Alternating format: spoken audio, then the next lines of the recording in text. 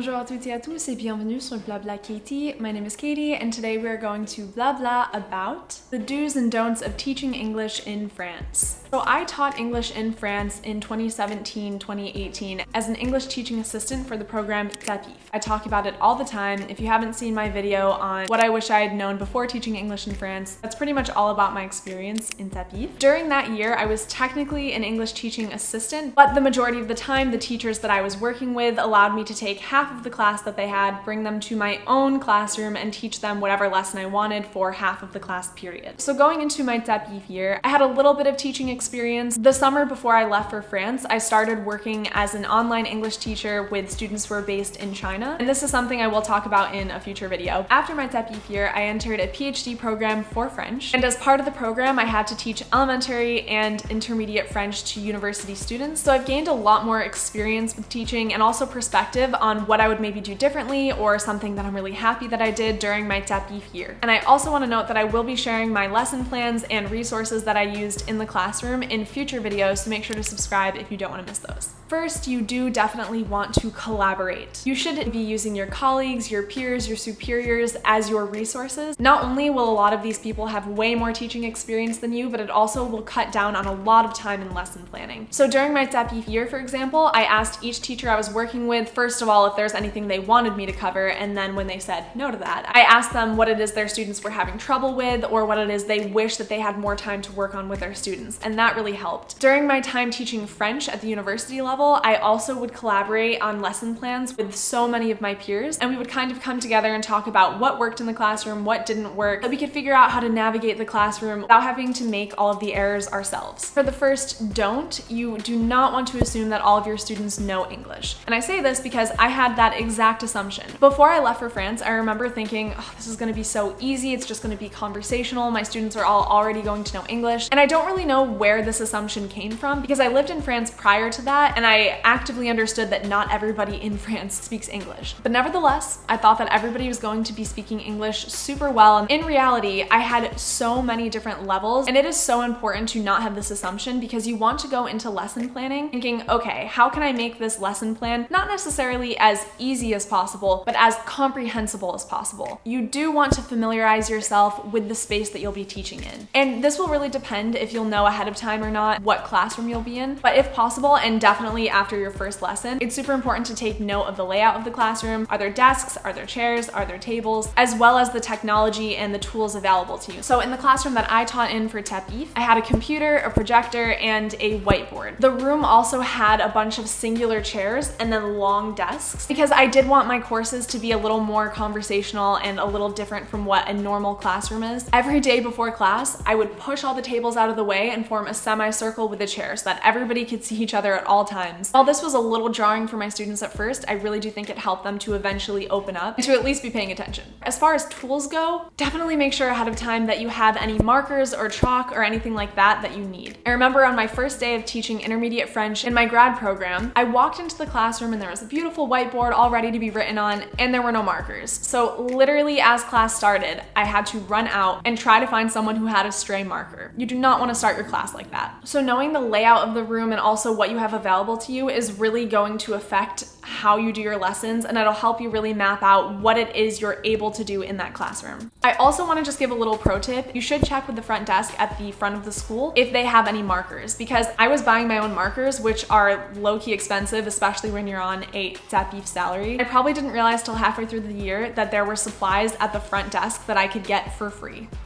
So definitely talk to the front desk first. Next, you don't want to correct every mistake that your student makes. A very valuable lesson that I learned during TAPIF is that so much of language learning is actually the atmosphere that you create for your students, because if these students don't feel comfortable speaking a foreign language in front of their peers and to a native speaker, it's going to be much harder for them to improve. So while it is obviously important to correct students, you don't want to be jumping on every mistake they make, because then they're just going to feel like they're horrible at the language, they're probably going to feel alienated, and they're not not going to want to speak out again. Instead, and this is a tactic that I use, what you want to do is wait for your students to finish speaking. And then if there's something, for example, that they pronounced incorrectly, normally what I'll do is maybe write it on the board and break it up into syllables, and then I will say it and I'll have the whole class repeat it. So that way you're taking the heat off of the one student who said it, and it becomes a learning moment for everybody. Of course, this doesn't extend to certain situations. For example, I was working with a couple students one-on-one to help them prepare as best they could for a super rigorous exam, and for them, they wanted me to correct every single mistake for a specific purpose. So that is a little different, but in general, if you're just in the normal classroom, you do not want to be interrupting your students or correcting every single error that they have. For the third do, if you haven't caught on yet, you want to be over-prepared. You want to make sure that you are taking time to lesson plan. Make sure that you have extra activities on your lesson plan in case you have extra time. Run through your lesson plan several times before you actually go to teach it, and you sort of want to think of it as a performance. I'm not saying you need to script out every single word you're saying, but you want to know where you're going with the conversation, and you want to feel comfortable with what it is you're talking about. You also want to think about your lesson plan through the eyes of your students, and you want to try to pinpoint where they might have questions, be ready to answer those questions, and be ready to answer them in multiple different ways in case your students don't understand at first. I know that this sounds like a lot, but it really does become easier to identify what your students might have trouble with the more and more you work with them. And as time goes on, as you continue teaching, it'll be much easier to come up with alternative explanations on the fly. Finally, under the over-prepared umbrella, you want to make sure that you are expecting and are ready for technical issues as well. I mentioned earlier that the classroom I had a computer and a projector and a whiteboard. Unfortunately, sometimes that would malfunction. So what I would do is create my lesson plan on my own personal laptop. I would upload it to Google Drive, or I would make it on Google Drive, one or the other, so that it was safely online. In case the internet for some reason wasn't working in the school, I made sure to save that PowerPoint or document or whatever it is onto a USB, and I would bring the USB to school. I also had a backup USB in case anything went wrong. And finally, I would bring my laptop to school with the PowerPoint on it. And this actually happened to me in one case where I had to show my students the presentation on my laptop because nothing was working. So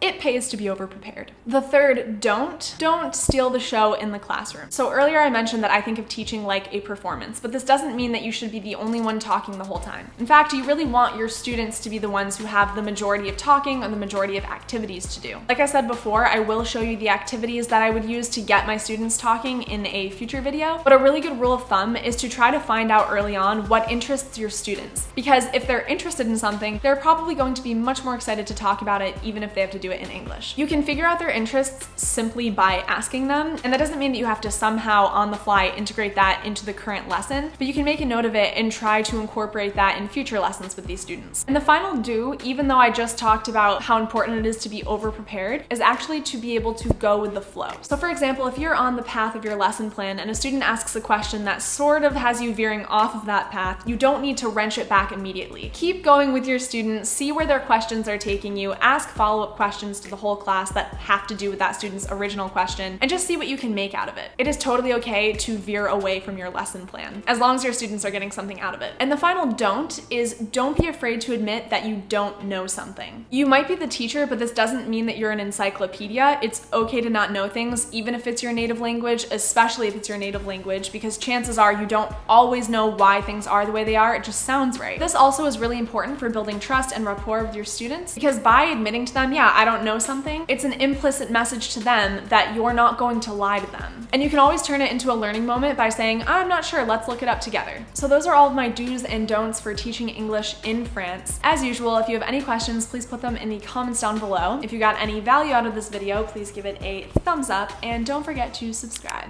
That's all for now. À la prochaine!